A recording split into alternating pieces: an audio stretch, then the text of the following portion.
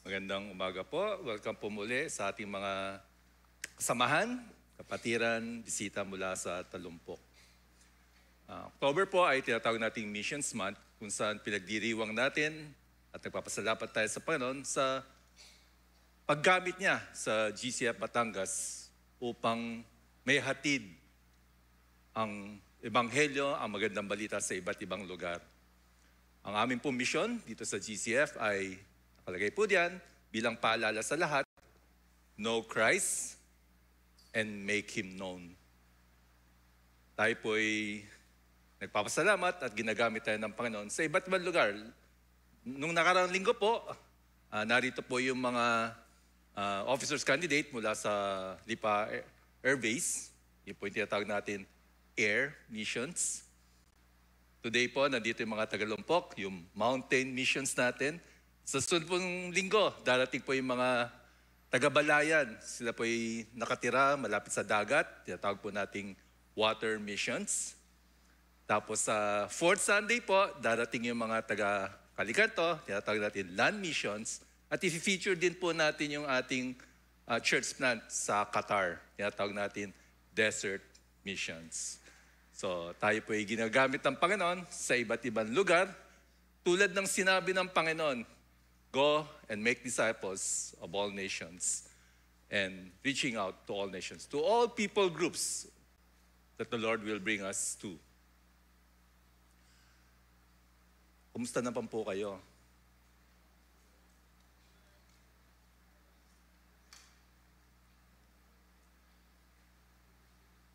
Hindi po kaila sa ating lahat na ilang lindol ang nagyanig sa ating bansa itong nakarang ilang araw at linggo. Ito pong huli ay meron po sa Cebu, sa Baguio, sa Davao. Kahapon po ng umaga ay sa Zambales. Tayo po ba'y napapaisip na maghanda patungkol sa lindol na to? Dahil ang PhilBox po ay nagwa-warn sa atin na maaring meron pang mga kasunod at maaring Metro Manila at ibang mga karatig bayan. Gusto po natin maging handa. Tulad po dito sa GCF, tayo po makipag-coordinate sa Red Cross upang magkaroon tayo ng earthquake drill. Maaari pong next Sunday or 2 Sundays from now or i-schedule pa ho natin. So pag mag-a-announce po tayo at pag yung linggo na yon, ang nais po natin ay magdadala tayo ng bibi o itik at ng takip ng kaldero. Hahawakan po natin sila. Bibi or itik o takip ng kaldero. Kasi po ang sabi nila sa paghahanda ng lindol, duck, cover, hold.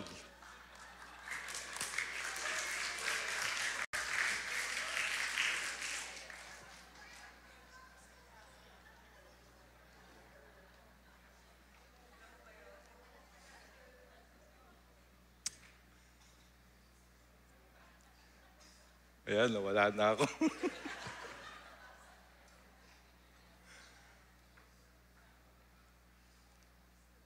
Pero sa katotohanan, na-alarma po tayo. Natatakot.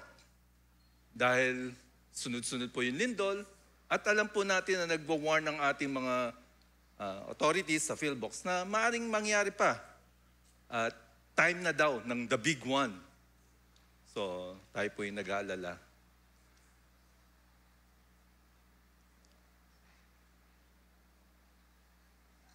Ngunit, ang lahat ng pangyayaring yan ay nakasulat na.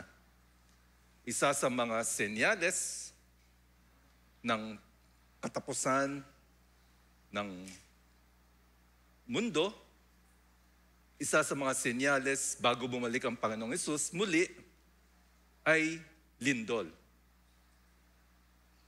Sabi po yan sa aklat ng Mateo, Kapitulo 24. Sabi din po sa salita ng Diyos, huwag po tayong maalarma, ngunit maging handa. Huwag tayong maging alarma, ngunit maging handa. Ano ibig sabihin nun? Huwag kang maalarma, huwag kang, uy, bakit nangyayari yan? Nakakatakot naman. ay isa yun sa mga senyales na sinasabi ng Panginoon na matagal nang nakasulat. Huwag kang matakot, huwag kang maalarma, pero maging handa ka.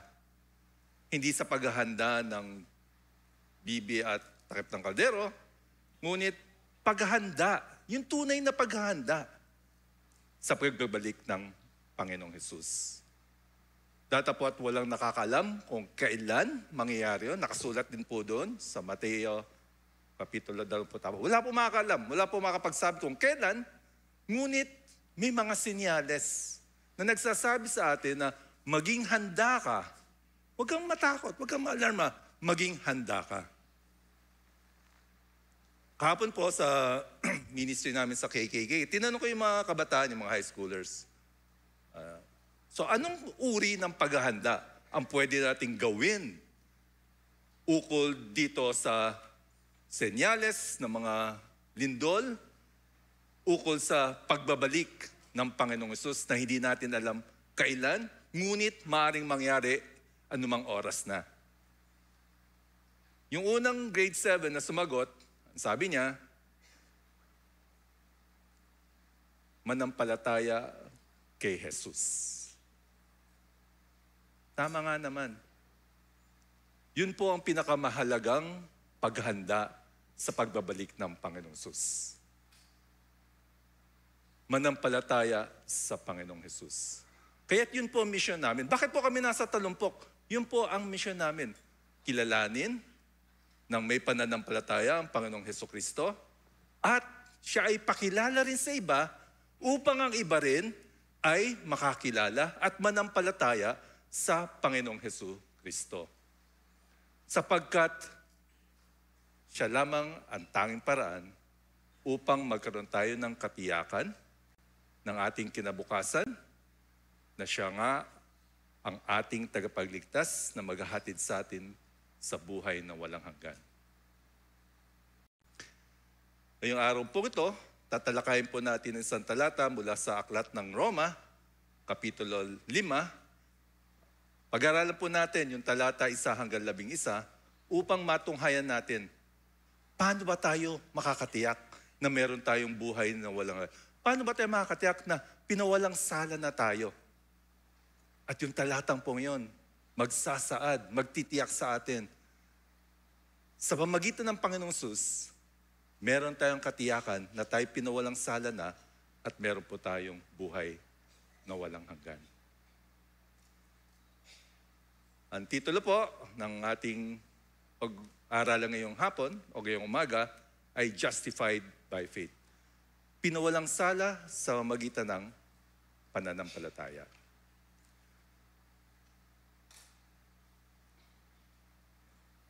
Maaari ko bang ibitahan ang bawat isa? Tayo po'y tumayo at ating pong basahin ang ating pag-aralang sama-sama na talata. Sige po, basahin po natin sabay-sabay ng malakas. Sapagkat napawalang sala na tayo,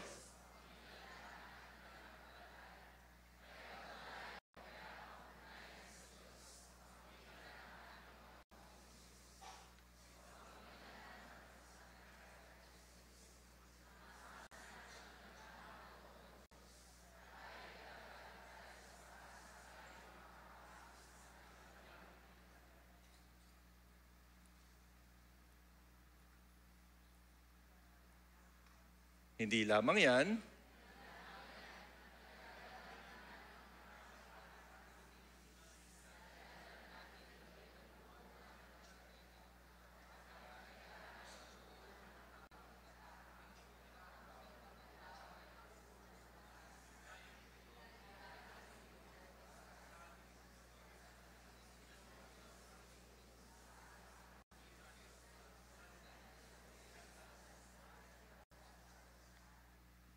sige, pause muna para sabay-sabay tayo.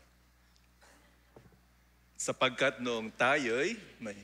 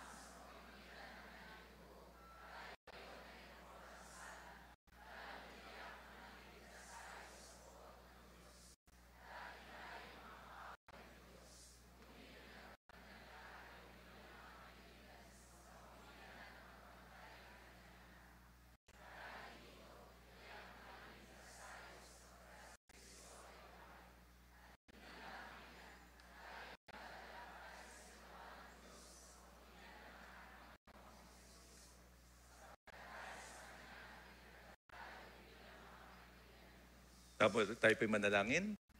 Panginoon, Banal na Espiritu, kami po'y humingi ng pangungusap mula sa iyo. Nawa, Panginoon, yung salita na may katotohanan ang siyang manatili at pumasok sa aming puso at damdamin.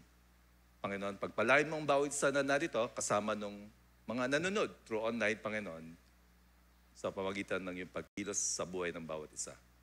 Kami po'y nananalangin ng may pasasalamat sa ngalan ni Jesus. Amen. Tayo po'y maupo. Justified by faith. Pinawalang sala sa pamagitan ng pananampalataya. Maring napakahirap intindihin o panibago bago sa pandinig ng karamihan. Bakit? Sapagat tayo po ay lumaki dito sa bansang to kung saan tayo naturuan ng relihiyon, ngunit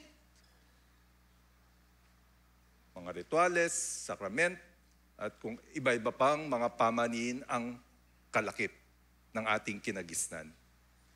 Naituro po sa atin ang pangalang Panginoong Hesus. Alam po natin ang kwento na si Jesus ay namatay sa krus para sa atin. Ngunit, parang walang saysay, parang napakalayo ng Diyos. Ano bang kahulugan ng lahat ng ito?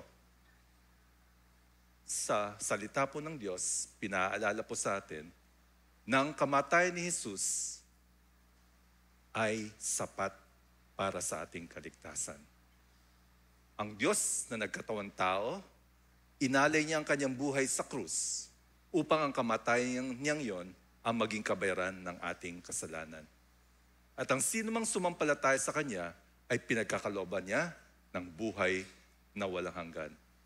Sa katunayan, dito po sa Romans chapter 5, nagsimula po siya sa mga salitang, sapagkat napawalang sala na tayo sa pamamagitan ng ating pananampalataya. Kahit nga po si Abraham, sabi po ng salita ng Diyos sa chapter 4, si Abraham po, siya ay nanampalataya bago pa siya sumunod sa utos ng Diyos. At yung pananampalataya ng yon, ang naging dahilan kung bakit siya itinuring na matuwid. Naging matuwid, nagkaroon ng kapatawaran ng kasalanan si Abraham sapagkat siya ay nanampalataya. Sabi po sa katapusan ng chapter 4,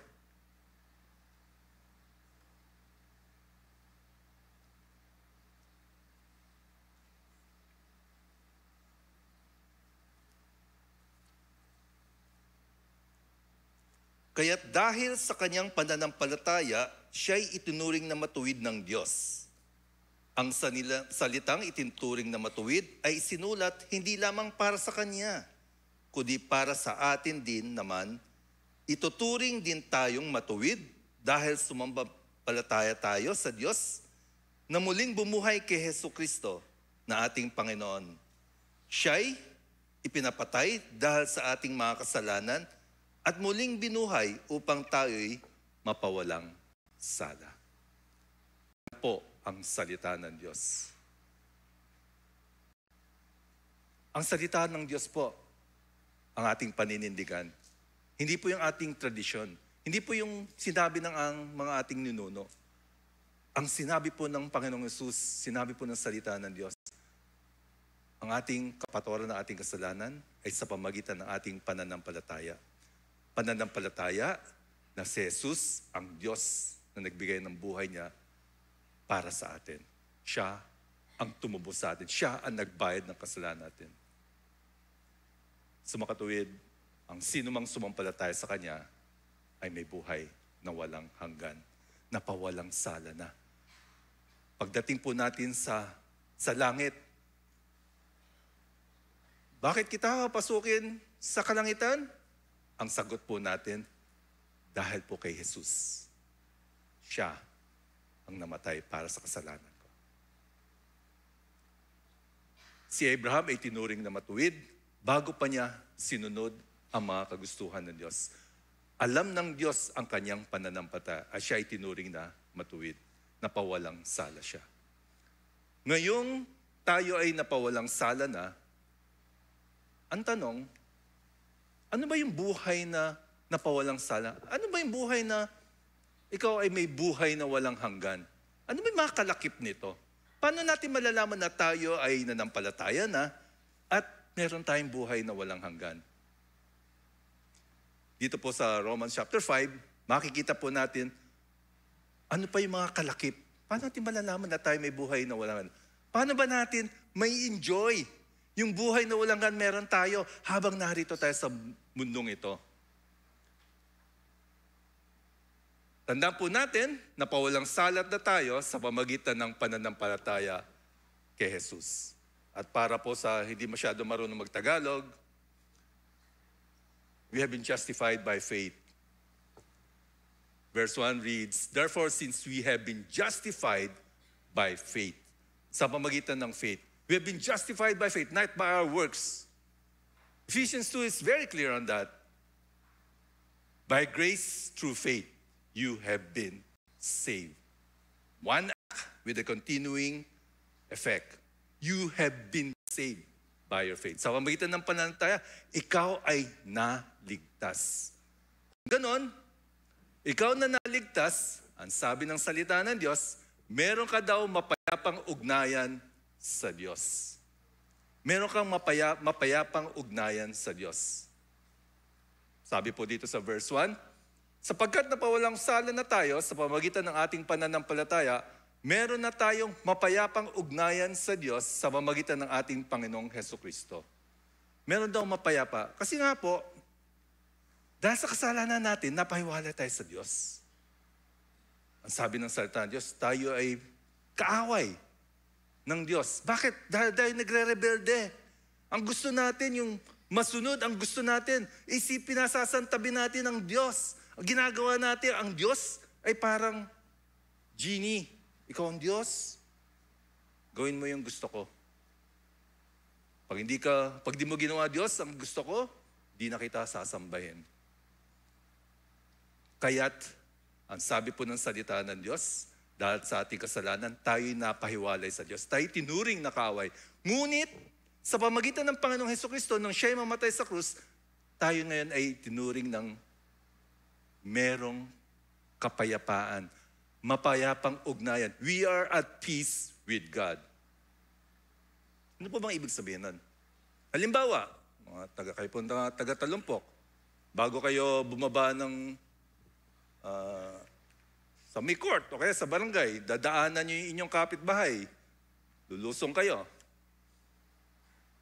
Maganda sana kung yung kasunod na bahay, alam ko naman po, yung bahay niya medyo malayo-layo ng konti. Maganda po yung dadaan yung bahay ay hindi nyo kaaway. Dahil baka chinismis kayo, di ba? Nagkaroon kayo ng away. Maganda hindi nyo kaaway, di ba? Kasi pag bababa ka tapos kaaway mo, ano gagawin mo? Lilihis ka. Di ba? Kasi hindi kayo bati. Hindi ka... ngayong BFF mo yung dadaanan mo. Di ka napakasaya. Meron kang kapayapaan sa inyong pagdaan. Mas mahigit po ang naging away natin sa ating Panginoon. Tayo nagrebelde. Tayo makasalanan. Ngayon, ang sabi po ng salita Diyos, dahil ikaw ay nagkaroon ng kapatawaran ng kasalanan, ikaw ngayon ay may mapayapang ugnayan sa Diyos. Anytime, anumang oras, pwede kang lumapit sa Diyos. Dahil meron kang mapayapang ugnayan sa Kanya. You are at peace with God. You have been brought peace to God. It's not just you and God having peace together, reconciled together, but because you who rebelled against God, ikaw na nagrebelde sa Diyos, ngayon ikaw ay nagkaroon na ng ugnayang mapayapa sa Diyos. At yun po ay nangyari dahil kay Jesus na namatay sa krus at siya ang nagbayad ng iyong kasalanan. Bayad na ang pagkukulang, kasalanan, kung kaya't meron ka ng mapayapang ugnayan sa Diyos. Di ba't napakasarap po nun? Hindi mo na kailangan na, kailangan ko mag-alay ng bulaklak. May kilala po ako na kahit anong Diyos, pag nadaanan niya, mag-aalay siya ng bulaklak, magtitirik siya ng kandila, magbibigay siya ng pera. Ang layunin niya, ay magkaroon siya ng kapayapaan sa lahat ng Diyos, uri ng Diyos na kanyang madadaanan. Alam po natin na hindi sa pamamagitan nun tayo magkakaroon ng totoong kapayapaan sa Diyos. Ang kapayapaan na meron tayong sa ugnayan natin sa Diyos ay nangyari na nung ang ating Panginoong Hesus ay namatay sa krus para sa atin. Dahil sa Panginoong Hesus, tayo po ay napawalang sala. We have peace with God. Verse 1 again reads, "Therefore, since we have been justified by faith, we have peace with God through our Lord Jesus Christ." At hindi lamang po yun.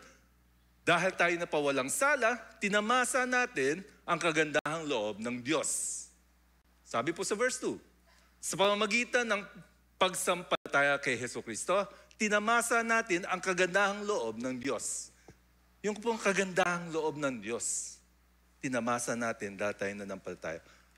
Sa pamamagitan ng kagandahang loob ng Diyos, napakagandang salita po yun, lalo na sa English. Grace. Diba? Napakaganda ng pangalang yon. Grace. Asawa ko po pangalan, Grace. Para po maintindihan niyo bakit sila tumatawa. Pero totoo pong maganda. Yung salitang grace. Favor. Ang ibig pong sabihin ng kagandang loob, minsan po tinatawag nating biyaya. Sa English po, grace. Ang ibig pong sabihin, nakatanggap tayo ng pabor mula sa Diyos kahit hindi po tayo karapat-dapat. Totoo naman po yun eh. Kasi po, lahat naman po tayo patuloy na nagkakasala sa Diyos. Sino po ba makapagsabi rito na, "Oy, di na ako nagkakasala ah." Lahat po tayo, meron pong, dahil namumuhay tayo dito sa makasalanan na laman, patuloy tayo nagkakasala hanggang ngayon.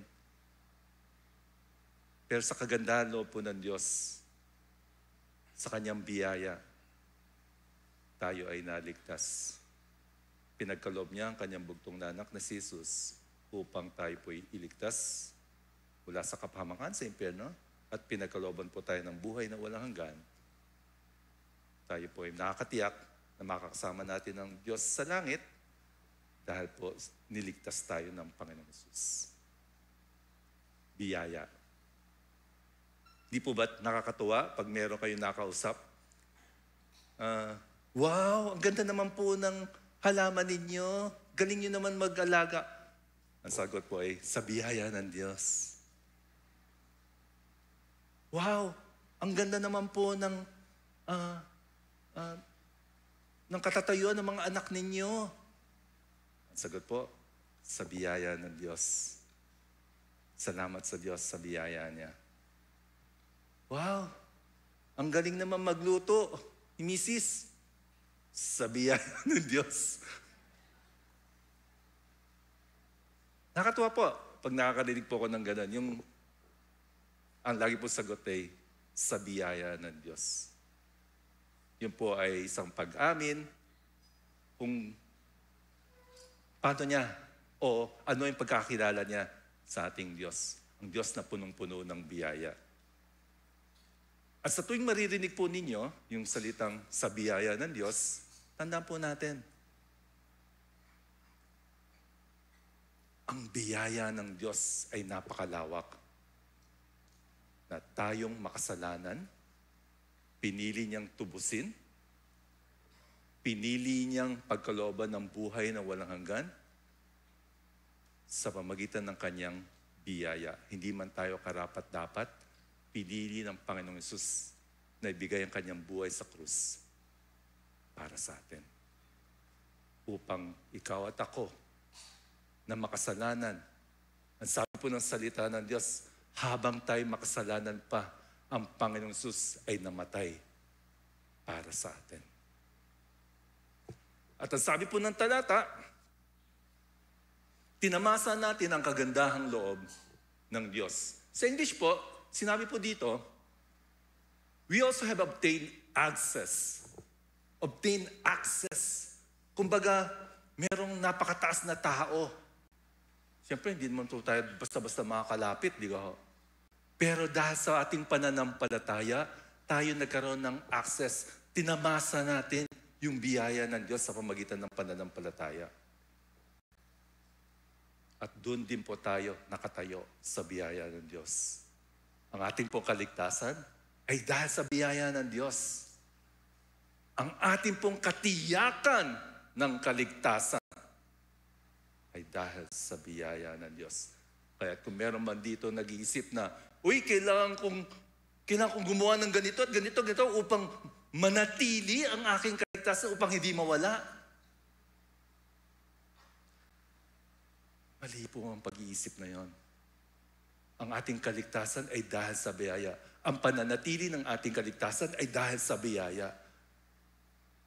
Walang sino mang ang pwedeng magmalaki sa buhay na walang pinagkaloob ng Diyos sa atin, sapagkat ito ay isang regalo, isang biyaya galing sa Diyos sa pamagitan ng ating pananampalataya. Kaya't meron po tayong katiyakan na ikaw, na habang ikaw'y makasalanan pa, pinili ng Diyos na ikaw'y tubusin. Ngayong ikaw ay anak na ng Diyos, hindi ka niya iiwan, hindi ka niya pababayaan, hindi ka niya pakakawalanan, sapagkat ikaw ngayon ay kasama na sa pamilya ng Diyos. Ikaw ay ngayon ay meron ng buhay na walang hanggan dahil sa biyaya ng Diyos. Hindi lamang yon. Hindi lamang po dahil sa meron tayong mapayapang ugnayan sa Diyos. Hindi lang po meron tayong biyaya galing sa Diyos. Meron din po tayong kagalakan dahil sa pag-asang kabahagi sa kaluwalhatian ng Diyos. Ano yun? Ano yung sinasabi ng salita ng Diyos na tayo'y nagagalak dahil sa pag-asang tayo'y makakabahagi sa kanyang kaluwalhatian? Ilang beses po ginagamit yan sa salita ng Diyos sa Biblia. Sa English po, we rejoice in the hope of the glory of God. We rejoice, nagagalak po tayo.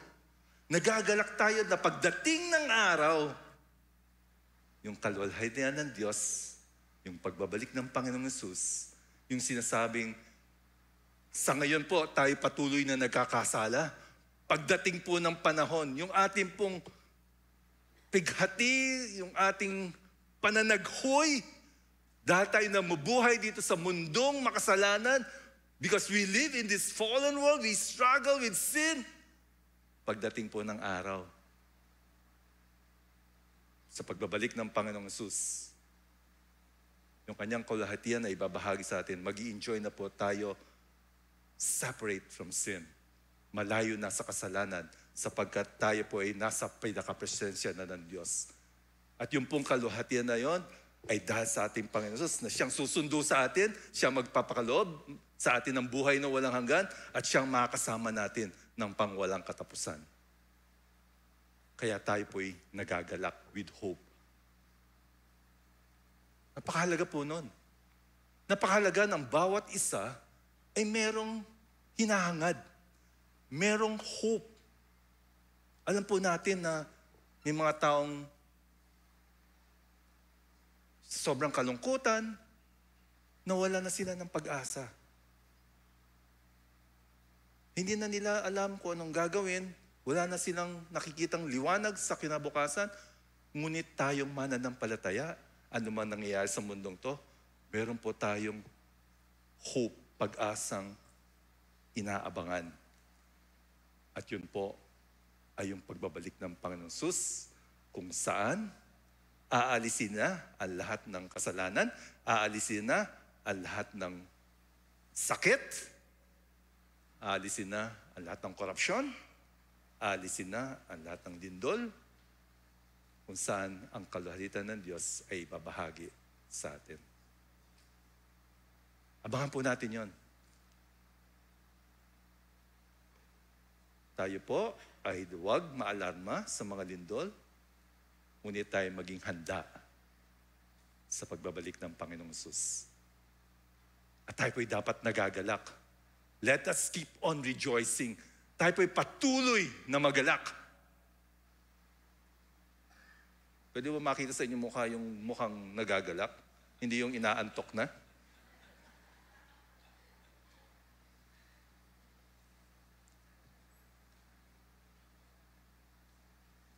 At hindi lamang yon, pagkatapos mo sabihin ng aklat na to, yung chapter na to, yung patungkol sa pagiging galak, magkaroon ng pagagalakan sa pagbabalik ng Panginoon Jesus, ang sabi rin po, meron din daw tayong kagalakan sa gitna ng kahirapan dahil sa pag-ibig ng Diyos. Ayan. Yan ang gusto ko marinig. Paano ba, Pastor, magkaroon ng kagalakan? Ang hirap ng buhay. Mabuti na lamang. Yung 6 na taga-talumpok dito, nagbago na, bumait na. Peace. Sabi po, simula sa verse 3, hindi lamang yan, ikinagagalak din natin ang mga kahirapang ating tinitiis. Kinagagalak natin ang mga kahirapan ating tinitiis. Huwag po kayong mag-alala. Kayo pong mga taga-talumpok, meron kayong mga kahirapan na tinitiis. Yan po mga taga-bayan, meron din po silang kahirapang tinitiis. Lahat po tayo, merong pinagdaraanan. Iba't ibang uri lang po. At kung anumang kahirapan ng ating pinagdaraanan, ang sabi po ng salita ng Diyos, ikinagagalak din natin ang mga kahirapang ating tinitiis dahil alam nating ito'y nagbubunga ng pagtiyatiyaga. Nagbubunga ng pagtiyatiyaga. May iba po ko. May mga pag-aaral na po na lumabas na yung tagumpay ng isang mag-aaral o ng isang tao sa buhay, hindi po nakukuha sa talino, hindi po nakukuha sa emotional quotient, hindi nakukuha sa IQ, kundi sa grit. Yung natutunang paano magpursige. At sila po ang nakakalasap ng tagumpay. Ganun din, sa ating pong kahirapan, ang sabi po ng salita ng Diyos, nagbubunga ng pagtiyatiyaga. At yung pagtiyatiyaga ay nagbubunga ng mabuting pagkatao. At ang mabuting pagkatao ay nagbubunga ng pag-asa.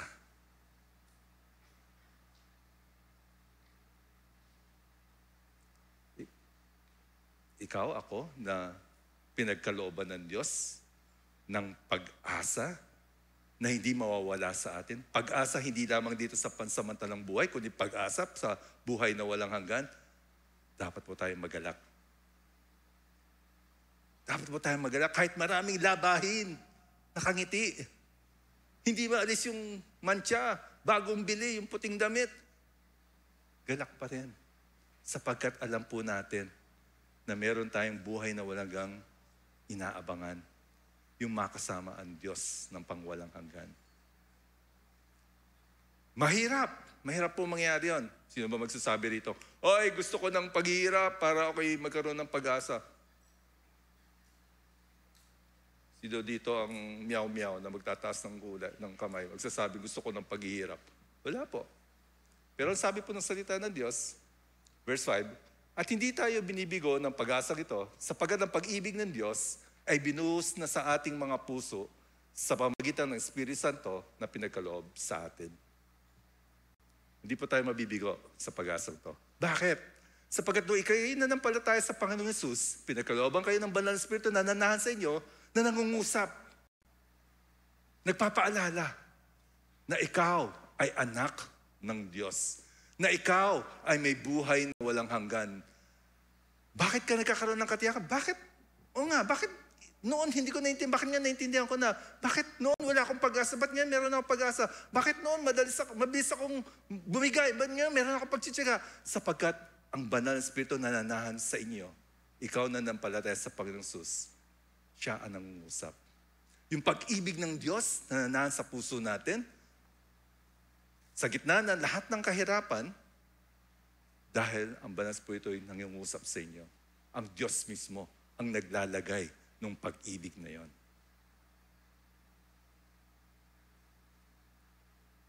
At hindi lamang yon. Sabi po sa susunod na talata, namatay si Kristo para sa atin. Namatay po si Kristo para sa atin. Sapagkat nung tayo may hina pa, namatay si Kristo sa takdang panahon para sa mga makasalanan. Mahirap mangyaring ialay ni naman ang kanyang buhay alang-alang sa isang taong matuwid, kahit na maaaring may mga ahas na gumawa nito alang-alang sa isang taong mabuti. Bihira. Pero meron, di ba?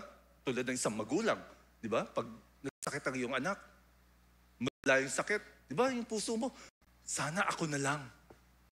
Tama po ba? Sa mga magulang na narito, sana ako na lang yung naghihirap. Sana ako na lang yung nasagasaan. Sana ako na lang.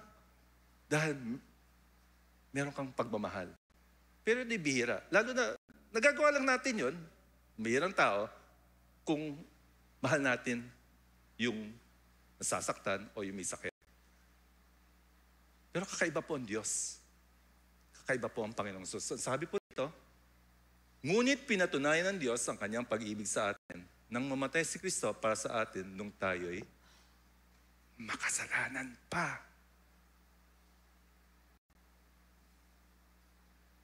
Maaaring ang mga magulang nakahandang magsakripisyo para sa mahal niya sa buhay, sa kanyang mga anak. Ngunit ang Panginoon natin, nagbigay ng buhay. Hinayaan na siya may pako sa krus, hindi para sa mga mababait. Pinili niyang ibigay ang kanyang buhay para sa ating lahat na makasalanan. Kaya nakakatiyak tayo sa pag-ibig ng Diyos. Nakakatiyak tayo sa pag-ibig ng Diyos at gustong-gusto din natin suklian ng pagmamahal ng ating Diyos. Sapagkat nung nakita niya tayo'y nagkukulang, tayo'y makasalanan, minahal pa rin niya tayo, siya'y namatay para sa atin.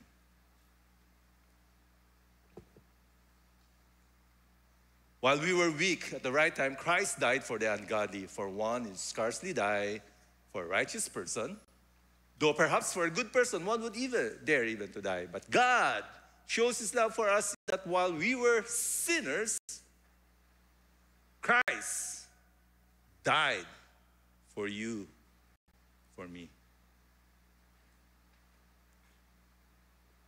At hindi lamang yon, sabi pa ho rito, tayo ay naligtas mula sa poot ng Diyos. Verse 9, yamang sa pamamagitan ng kanyang dugo, tayo ngayon ay napawalang sala na, lalong tiyak na maliligtas tayo sa poot ng Diyos. Kasi nga po, galit ang Diyos sa kasalanan. Kaya meron siyang poot, meron siyang wrath against sin. Pero dahil napawalang sala na po tayo, hindi sa pamamagitan ng ating gawa, kundi sa pamamagitan ng ginawa ni Jesus para sa atin.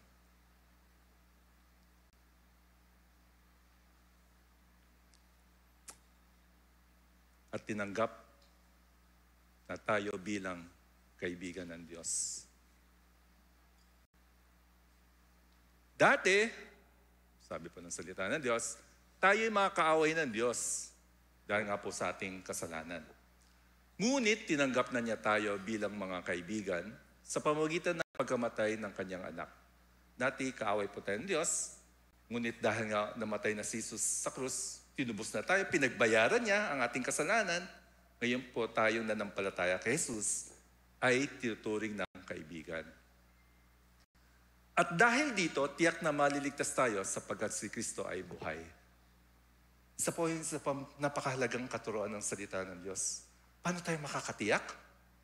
Sapagkat si Jesus po ay hindi na natiling nakalibing. Si Kristo po, pinako sa krus, namatay po siya, inilibing po siya. Ngunit hindi siya nanatiling nakalibing. Nabuhay po siya muli. Kaya nakakatiyak po tayo yung sinasabi niya na siyang magliligtas sa atin, na siya nga ang tagapagligtas at siya yung babalik. Yung sinasabi niya na sinong sumampalataya sa kanya ay bubuhayin niya pagkakalooban niya ng buhay na walang hanggan. Nakakatiyak po tayo. Sapagkat yung ating pong tagapagligtas ay hindi na natiling nakalibing at patay, kundi nabuhay siya muli. At pagkarampo ng 40 araw, siya po ay bumalik sa kalangitan. Sa kanang kamay po ng trono ng ating Diyos Ama. Kaya nakakatiyak tayo. Kasi yung nagsabi na tayo ililigtas, nabuhay siya muli.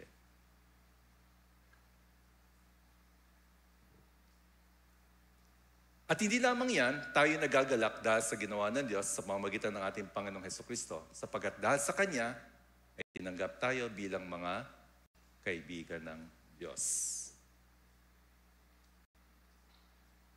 11 verses po, 11 talata. Ngunit napakalalim ng sinasabi. Lalo't-lalo na po sa inyo mga taga-talumpok. Maring ngayon nyo po lang napag-aralan na itong talatang to. Nawa pag-uwi ninyo, dala-dala ninyo itong mga katotohanan na to.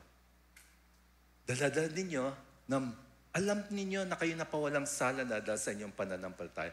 At dahil kayo napawalang sala na, ito po yung binibigay ng Diyos sa bawat isa sa inyo, sa bawat isa sa atin.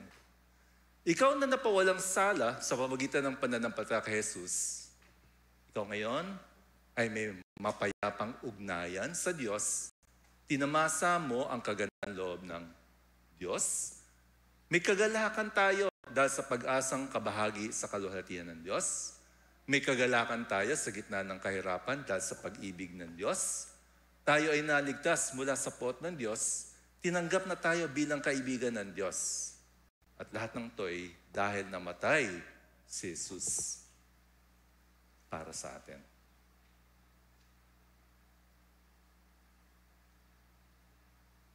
Nawa, wala na tayong pagdududa patungkol sa ating kaligtasan. Naway wala tayong pagdududa sa katiyakan ng ating buhay na walang hanggan. Naway wala na tayong pagdududa kung saan pa natin hahanapin ang pagkakaloob ng buhay na walang hanggan at kapatawaran ng kasalanan. Nawa sa talatang ito, naging matibay na itinuturo sa atin na dahil kay Jesus, meron tayong kapatawaran ng kasalanan at buhay na walang hanggan. At kalakip nito ay mga katotohanan meron para sa bawat isang nanampalataya.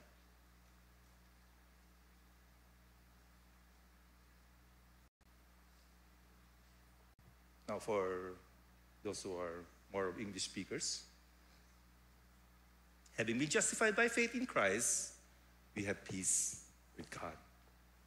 We have obtained access and stand in God's grace. Stand in God's grace. What a beautiful word, right? I stand here before you because of God's grace. Biyaya ng Diyos, kaya ako'y narito. Bibigyan ng mensahe galing sa kanyang talata, dahil sa kanyang kasulatan, dahil sa Biblia. It's because of God's grace. Nothing to boast about. If there's nothing we can boast about, it is because of the grace of God. We can boast of the grace of God. It's one thing we can surely boast about. We rejoice in the hope of the glory of God. We rejoice in our sufferings because of God's love. We have been saved from God's wrath. We rejoice. Let us keep on rejoicing. That's the language found in these words in the Greek manuscript. Let us keep on rejoicing. Tayo patuloy na magalak. Bakit nakasimangot pa rin kayo? Ngiti naman po. Kaya niyo po, malapit na matapos. Meron po tayong manok sa baba. We have been saved from God's wrath. Alam nyo, paano ka magpapatuloy na mag-join ng missions, make Him known? Paano ka magpapatuloy na gusto mong sumunod sa Diyos? Paano ka magpapatuloy na gusto mong mahalin ng Diyos?